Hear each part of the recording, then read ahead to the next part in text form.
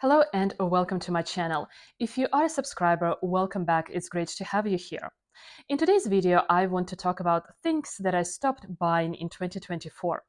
While we spend a lot of time on this channel talking about things to purchase, today I wanted to dedicate some time to listing some of the items that I no longer spend my money on. Some of these items are considered to be luxury items, while others are just part of our everyday life and everyday expenditures. In any case, I noticed that I no longer spend money on these things, and this helps me to save up and buy luxury items that I actually enjoy using. I hope that today's video helps you to maybe reevaluate some of your purchases, especially in case you have specific financial goals to meet, or in case you're maybe saving up for the next big luxury purchase. So I hope that this list of things I no longer buy can help you get to your savings goal faster. So let's get into the list of things I no longer buy.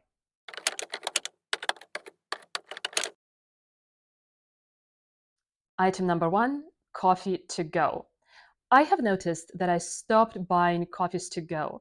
I used to really enjoy getting coffees to go and just taking a walk or getting a coffee to go before going to the office or the gym or stopping by a coffee shop on the way home and getting a beverage to go. But now I really stopped spending money on these things. If I need to, I can always make my tea and coffee at home, and there is no reason to pay extra for something so superfluous. If I feel like I want a coffee with me in the car in the morning, I just use my reusable mug and make some coffee and take it with me. I can take this coffee with me to the gym as a pre workout or take it with me when I go to run my errands in town or something like this. I feel like this is saving me hundreds of dollars in unnecessary expenditures. And if I want a coffee from a certain place, even Starbucks, for example, I just go to the coffee shop, have a seat, and enjoy my time there. I might be doing some work or responding to some emails, or maybe having a conversation with a friend. That way, I feel that my coffee expenditure actually makes more sense because it provides an actual experience. But coffees to go are a big no from me. I think this is something that just looks good and cool on Instagram, but really doesn't add any real value to my life. And by the way, my name is Lisa, and I'm your guide to savvy luxury shopping no matter where in the world you are. Subscribe to my channel to learn more about strategic luxury shopping with the emphasis on quality and timelessness of your items.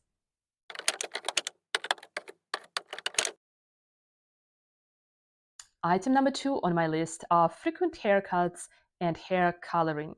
I noticed that this year I have only cut my hair once. I stopped getting regular monthly haircuts a long time ago, and now I only get a haircut when I feel like I need it. And probably I actually need it now.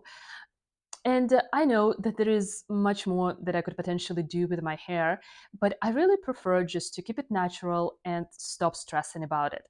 I did buy a Dyson hair dryer a little while ago, but I still need to learn how to actually curl my hair with it. And I also do not color my hair. I think that requires a lot of time and is also quite expensive. Plus, there is literally nothing worse than not being able to color your hair regularly and walking around with roots that are of a different color than the rest of your hair.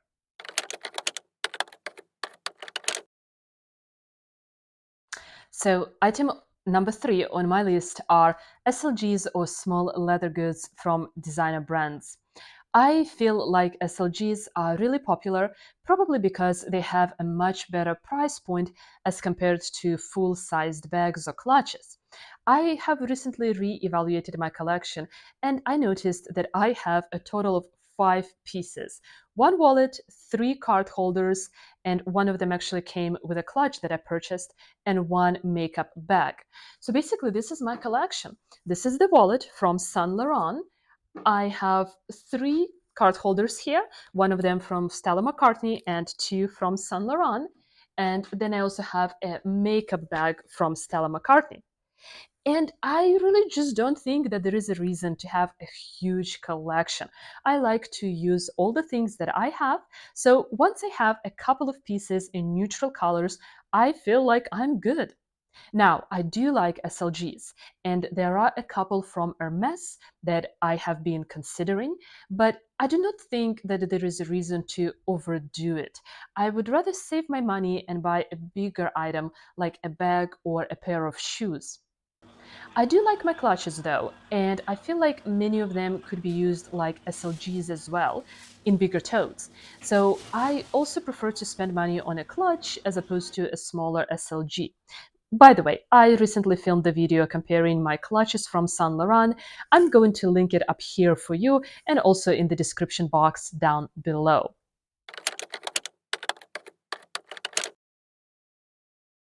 Item number 4 on my list is excessive skincare. I think nowadays, with Sephora sales and a lot of advertisement driven by social media marketing, it is very easy to fall into the trap of buying a ton of skincare products. I am always bombarded by messages that there is a new serum, a new cream, a new toner, and all of those things would just solve all of my skin problems. And everyone seems to have a 10-step skincare routine that looks very complicated but promises some kind of a miracle. I actually prefer to go to a salon regularly to get treatments like facials and etc. And I purchase products from the same brand as recommended by the person who is actually doing my facial treatments and things of that nature. So for more than a year, I have been using Biologique Recharge treatments and products almost exclusively, and I am happy with the results.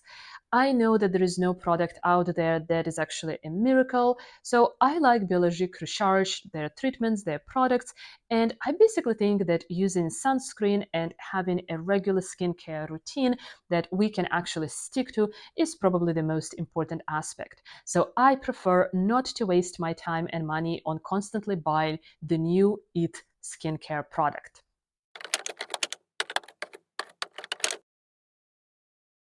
Item number 5 on my list are excessive makeup products. So, similar to my previous point, I also try to keep my makeup collection in check. Makeup expires, and I don't have a need for several foundations, a ton of lipsticks, and other gimmicks. I prefer to actually use everything that I have, so I keep my collection manageable. If I want to try something new, I often buy a travel sized item to try it out, and that way I do not waste a lot of product or a lot of money if I actually do not like the item, for example. The most difficult aspect of all of this is to manage the amount of advertising and influencing that we are constantly subjected to. Similar to my last point, I think it is important to keep in mind that no product is a miracle, and when it comes down to it, a well curated makeup collection is just much more usable and user friendly, at least in my opinion.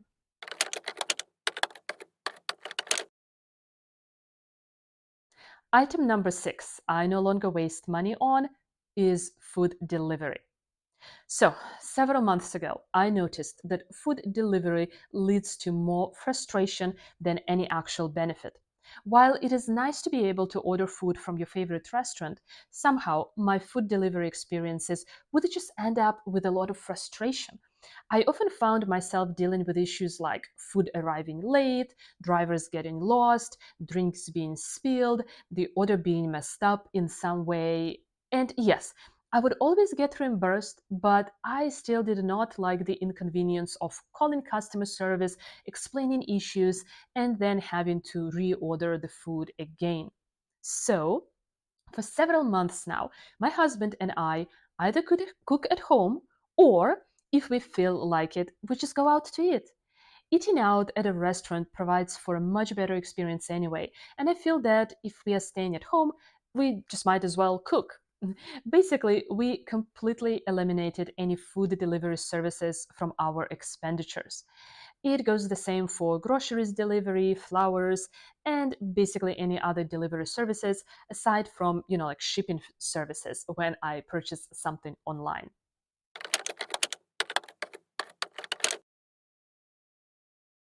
Item number 7 on my list are excessive designer candles. While I do buy an occasional Joe Malone or Diptyque candle, as you can see, or maybe like a candle from another designer brand, and as I said, I kind of use them in my decorations for these videos. I noticed that over the last year or so, I have been using regular candles much more frequently.